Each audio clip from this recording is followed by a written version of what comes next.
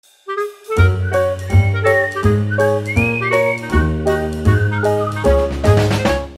everyone, welcome to my channel Deeply Simple. Here we break down deep concepts and ideas into simple and easy to understand attitudes as well as behavior. My name is Vidushi. I am a holistic healing practitioner. So today I wanted to talk about nature. I was sitting out here, we are in November, so it generally tends to get really cold in Northeast, but as you can see, I'm actually not wearing a sweater or any kind of a layer because today happened to be a very warm day and we were gifted with warmth and sun. So just this beautiful day got me thinking about our relationship with nature, and I wanted to talk about why we need to cultivate one. So let's dive right into it. In Vedic tradition, there is a concept. It's called satsang. For those of you who are hearing this word for the first time, I'm going to put it down here. It basically means the company that you keep. And I'm pretty sure you've heard this, or just logic suggests that you are the average of the people you surround yourselves with. Because you're spending time with people with certain set of qualities, it's only natural that you will start reflecting those qualities. So in Vedic tradition, they suggest that if there are certain qualities you're looking to develop in yourself, start spending time with people who exhibit those qualities so that you can learn by observing them, by being around them and kind of absorbing their energy.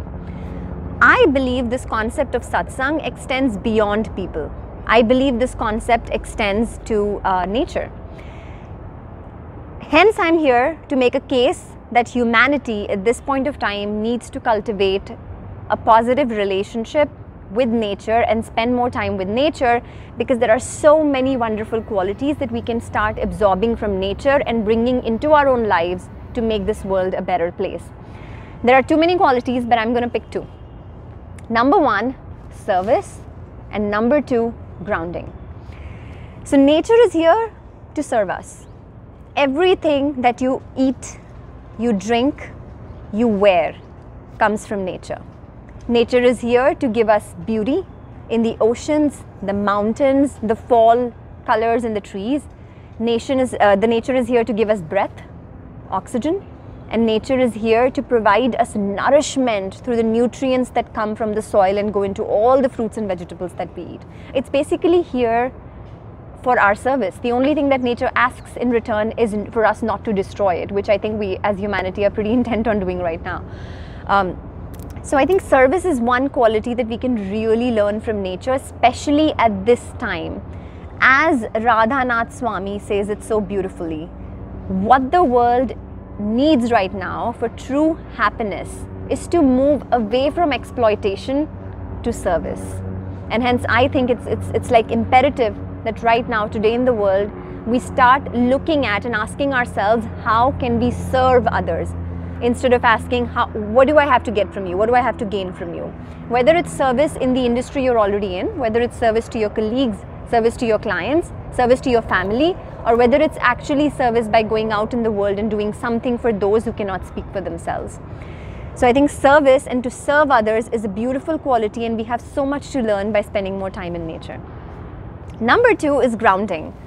Every day you walk out the door, you put your foot down on the ground and you take it for granted. You know that your foot is not going to slip down to the core of the earth because of gravity. Why? Because there is something supporting you, something holding you, and something protecting you. That's Mother Earth, the sturdiness of Mother Earth, and that is the feeling of grounding.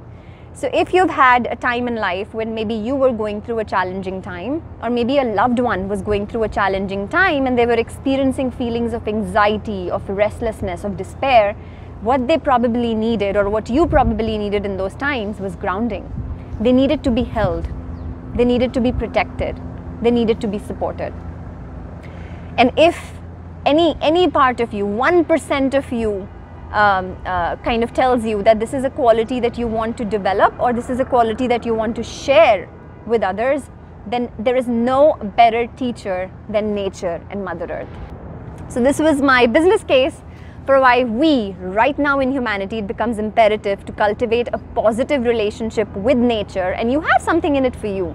You get to develop or start developing qualities like service and qualities like grounding, so that you are able to leave a legacy of having built a better world, while you're willing it, and a better world for the people who are to come after you.